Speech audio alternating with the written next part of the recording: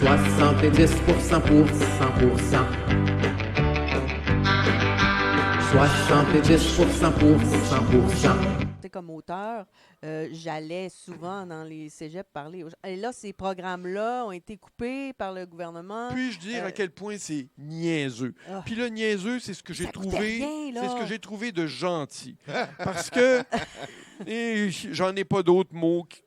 J'en ai d'autres, mais il est tout... Souvent aussi, les subventions en culture, c'est plus comme un investissement, puis ça revient par Absolument.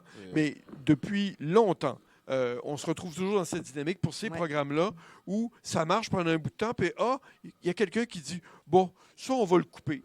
Et ça, on y revient. Là, on est là-dedans actuellement, les sorties culturelles, mais on a eu ça il y a X années passées, puis X années avant. C'est récurrent. Puis là, il faut que tout le milieu culturel se mobilise. Puis là, tu te dis, finalement, les enfants, ça leur ouvre des horizons. Ils rencontrent des personnes, des cultures, des histoires auxquelles il n'y aurait pas accès autrement. Puis ça fait partie aussi du rapport à la diversité. Parce que qu'est-ce que tu veux? Il faut bien l'accepter. Il y a une diversité dans nos cultures maintenant. Ben, c'est un accès à ça. Moi, personnellement, là, je veux dire quelque chose d'épouvantable, puis ça va pleurer, mais il y a des gens qui vont pleurer, mais je m'en fous. Moi, quand des dragues vont dans les bibliothèques, je trouve ça tripant. Ben oui. Je trouve ça juste formidable. Parce que tu te dis, ben oui, s'il y avait juste des dragues qui vont dans les bibliothèques... Ça serait pas pareil. Ce serait épouvantable. C'est ça. Non, mais là, ce serait effrayant parce que ce serait comme un créneau pour les dragues. Mais qui est ça parmi le reste, avec ce qu'il y a de fantaisie, de couleur, de légèreté. Oui, les enfants, de quelque chose de magique. Pas ça. Ils voient pas, non, ils voient la couleur, ils voient le personnage, ils voient l'humour. Tu te dis, ben ça fait partie de l'ouverture. Si, quand tu es jeune...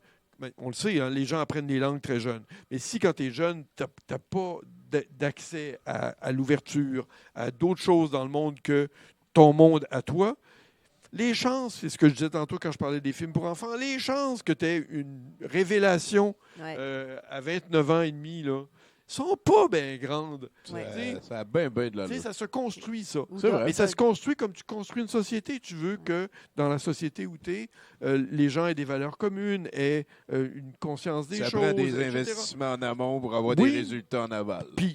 Et tout ça se bâtit, puis tu vois les artistes qui l'ont fait, les auteurs qui y vont, ben, il y a une richesse, un enrichissement qui est des deux côtés, mais les acteurs font souvent leur métier comme ça, parce que là, tu apprends. Tu joues devant 200 enfants remuants, le métier rentre. Oui. Le métier rentre. Merci beaucoup, Michel. Merci, Isa. Aussi, on va poursuivre dans le show une petite toune de notre chum Célim, puis de l'autre côté, on va avoir Étienne comme chroniqueur. On a un pic qui s'est suicidé.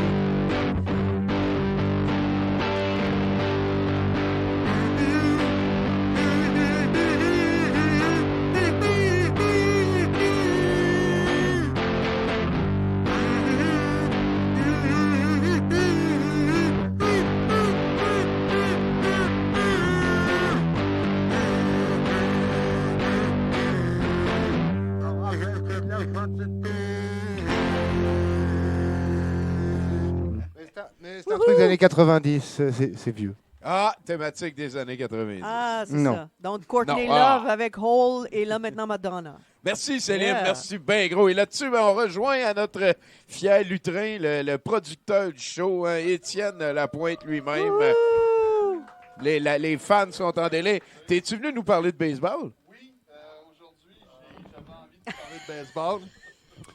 Hey, je le sais, là. On va aller prendre un café. On est au Québec. C'est pas le sport qui déchaîne le plus les passions. C'est pas comme le hockey un soir de série. Hein. Pourtant, le baseball, ça a quelque chose de fascinant. Le baseball, c'est pas un sprint permanent. C'est pas du bruit. C'est pas du chaos. C'est le sport de l'attente. Comprenez que j'aime bien jouer au baseball. J'aime assister à un match, mais j'aime pas l'écouter à la TV. Parce que la TV dénature l'essence du baseball. Tu veux dire, il y a du monde qui parle puis c'est moins boring? Dans les temps morts du baseball, Tommy, c'est pas le temps de passer une pub. Ben oui, dans les matchs de baseball, il y a des longues secondes où il ne se passe rien. Le lanceur regarde le receveur. Le frappeur ajuste ses gants. On réfléchit aux choses importantes. Le stade retient son souffle. Et puis, soudain, quelque chose d'important se passe. C'est presque sensuel. Le hein? gars, il crache à terre, là. On se lève, puis on va à la concession se prendre un 4e hot dog. Si tu es dans un petit stade, tu peux suivre l'action de Visou. Si tu es dans un grand stade, tu peux suivre ça sur les moniteurs. Puis inquiète-toi pas, tu manqueras aucun temps mort. Puis même s'il y avait quelque chose qui se passait, je ne sais pas moi, admettons qu'une balle est frappée à la piste d'avertissement entre 2 voltigeurs qui filent à toute allure l'un vers l'autre lors d'un 7e match de série mondiale, alors que ton équipe favorite tire de l'arrière par 2 points en 10e manche, avec un seul retrait, 2 hommes sur les buts, ben inquiète-toi pas, il y a quand même Keto Warrior qui va passer entre toi et puis la TV. C'est vrai Bon. qu'il a fait ça. Donc, excusez-moi. C'est juste là. après que tu as dit que tu n'aimais même pas ça, le baseball aussi. Excusez-moi, là, j'avais pourtant promis que je ne reviendrais pas sur cet incident-là. Ouais, c'est l'incident grave. Je me souviens cette fois-là qu'on était en prolongation du 7e match de série mondiale au printemps dernier, là, avec. En fait, c'était automne, là. Bref, C'est que Tommy, tu j'ai dis- fait. Pourquoi tu dis on? Parce C'est que pas- t'étais Parce là, que lui les aussi, autres là. étaient là, puis ça m'inclut pas moi, j'étais pas dedans. Ouais. Puis on écoutait la game. Puis Keto, il a dit ouais, je commence à trouver ça un peu intéressant. Mais tu sais, on était en prolongation du 7e match de finale de. En tout cas, c'était pas pour On lui. J'ai peut-tu trouvé ça- dire déjà au départ qu'une série mondiale qui oppose toujours 2 villes américaines, c'est grotesque. Ben, là, il y avait une ville canadienne. C'est rare. Oui, il y a les Blue Jays. C'est vrai. Mais il y a des c'est joueurs à peu de- près c'est ça. grotesque. il y a des joueurs de partout dans le monde, là. Mais tu Qui, sens sont, pas qui traître- jouent pour des équipes américaines. Ouais, ok. Tu sens pas traître de prendre pour les Blue Jays alors que nos expos nous ont été volés. Écoute, OK, je ne veux pas partir en affaires. Continue. bon, écoutez, là, Keto, je m'excuse, là, puis, bref, ce que j'aime du baseball, c'est aussi un sport où la norme, c'est l'échec. Tu sais, si tu frappes la balle 3 fois sur 10 dans les ligues majeures, tu es une super vedette. Fait que, imaginez ça un peu, là, si on applique cette logique-là à nos vies, là. On rate 70% du temps, puis ton boss est comme « Yeah, good job! Au moins, il y a 70 ». Ouais. Au baseball, on ne dramatise pas l'échec. On l'anticipe, puis on vit avec. Puis ça, je trouve que c'est une leçon qui est assez puissante. Parce que dans nos vies, on a l'impression qu'il faut tout réussir tout le temps, tout de suite. Publier la bonne photo, faire le bon choix de cours, avoir la bonne réponse instantanément. On veut des trajectoires propres, linéaires, efficaces dans nos vies. Mais la vie, ça ressemble bien plus à un match de baseball. On attend, on rate, on recommence, on s'ajuste, puis des fois, surprise, on frappe un home run. C'est vrai. Dans un monde où tout est optimisé, chronométré, traqué, le baseball, c'est subversif. Je suis rendu où, là? Ah oui. Je sais pas, mais t'es dans une conclusion que personne n'a vu venir. Ah oui. C'est un sport étrange où la durée d'un match n'est pas gouvernée par le temps. Il n'y a pas de chronomètre qui défile vers la fin, pas de dernière minute de jeu dans cette 3e période. C'est comme une chronique. Ouais. Le match se termine quand tout le monde a eu son tour. Point. Peu importe la durée. C'est un sport qui refuse la tyrannie de l'horloge. Et ce n'est pas un cadran qui va te dire quand est-ce que ton chiffre est fini. Non. Et contrairement à beaucoup de sports, c'est aussi un sport où l'attaque ne construit pas le jeu. C'est quand tu es en défensive que tu as l'initiative. Celui qui lance la première action, c'est les défenseurs. C'est ça qui décide du rythme là de la game. Dans nos vies, on pense qu'on est toujours en train de répondre aux événements, mais on est plus souvent en position de lancer la balle qu'on le pense. C'est ça un autre détail que j'adore du baseball. Même si votre équipe est en train d'en manger une tabarnak, tant que la dernière manche n'est pas terminée, c'est pas fini. Il n'y a pas moyen pour personne de se replier, de manger la poque, dégrainer des secondes. Tout le monde va avoir son tour au bâton et plus qu'il y en a qui frappent, plus qu'il y a de monde qui va avoir de chances d'y aller. Je vous dis ceci simplement. Acceptez de rater les choses. Acceptez d'attendre. Acceptez que tout ne soit pas spectaculaire en permanence. Parce que la plupart du temps, la vie, ça ne ressemble pas à un résumé de highlight. Ça ressemble à une game de baseball. Wow! Étienne.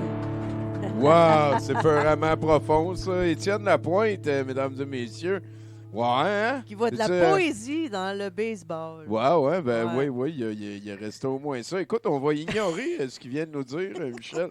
Puis on va plus. Quel poser, excellent choix. Ouais, ben ouais. J'aime pas le Tu t'es baseball. ramassé parce que je trouve que. On a revu un petit peu ton parcours tantôt. Il y a eu l'université, puis après ça, l'ingénieur, puis on se ramasse à Montréal. On peut en sortir des grands bouts. Hein. Ouais, ben c'est ça, mais est-ce qu'il y a eu une personne importante qui t'a comme aidé à percer dans ce domaine-là qui est en train de se créer à l'époque? Est-ce que tu as eu comme une espèce de mentor du cinéma qui t'a... Ça devrait être agréable d'avoir ça. Hein. Ben, J'aurais aimé Ouais. ça. je sais pas. Non, j'aurais vraiment aimé ça. Ouais, t'as fait ça. Mais en fait, c'est pas ça. Tu sais, moi, peut-être qu'il y a des gens qui connaissent ce genre de relation-là. Le milieu du cinéma est un milieu étrange, mais tous les milieux culturels, où tu ne te rends pas compte que tu es en train de bâtir des relations. C'est-à-dire, quand tu as la vingtaine, là, Ouais. c'est ta gang. Tu sais, moi, je suis à l'université en scénarisation, là, par exemple. Là, j'ai étudié quand même un peu en cinéma. J'ai fait donc plein de trucs. Tu fais partie de conseils d'administration, tu rencontres du monde. Dans mon cas, je ne les rencontrais jamais avec une intention. Mais à un moment donné, tu as un réseau. Et c'est plus la force du réseau qui m'a servi, moi, toute ma vie. Qui t'a là, toute piloté ma vie, pour le... qui m'a aidé à me guider puis à avoir des repères, OK. qu'une personne. En particulier. Mais en même temps, on va parler de thérapie. Tu vois, faisons thérapie. Moi, je ne cherche pas mon père, tu vois, je ne cherche pas ma mère, je cherche pas. J'ai pas ce besoin d'avoir une figure au-dessus de moi qui me guide. OK. Mais tu en as plusieurs. Par contre, je pourrais nommer plein de monde.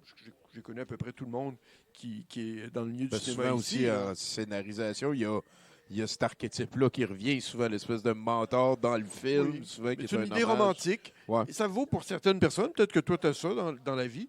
Moi, je crois plus à la force des réseaux. Tu sais, qu'effectivement, sans s'en rendre compte, moi, ça n'a jamais été par calcul. Puis des fois, ça m'arrive souvent de donner des entrevues à des... ou d'avoir des Nous rencontres. autres ici. Non, mais avec des jeunes dans les cégeps et les universités. Ouais. Puis je leur dis, vous vous en rendez pas compte, mais les gens qui sont autour de vous, maintenant, ils sont dans votre carnet d'adresses. Puis dans 15 ans, ça va rebondir parce que, ben oui, depuis toujours, quand je pense à telle chose, c'est avec telle personne que, puis parce que c'est des métiers... J'ai besoin de quelqu'un qui a déjà joué au golf, Et mettons, pour telle affaire. Mais puis ça là, vaut ben, pour les là- métiers de communication, puis Ouais. les métiers de création. C'est le même genre d'univers où les gangs, moi c'est ça depuis toujours, c'est des gangs qui se croisent, des groupes qui se font, qui se défont, se qui font qui se défendre. défont. Ouais, j'aime ça. Puis oui, là-dedans, tu as des gens qui sont proches de toi. Puis tu dis, ah oui, s'il y a une telle ou un tel, mes chances de faire ça, de faire partie de cette gang-là sont meilleures. Ouais. Ça, c'est clair. Là. Mais moi, pas une personne. J'aurais pas aimé ça. Ça fait ta traîne. Peut-être toi, mais Ouais. tu sais, ça veut dire que tu dépends de quelqu'un bien indépendant, moi.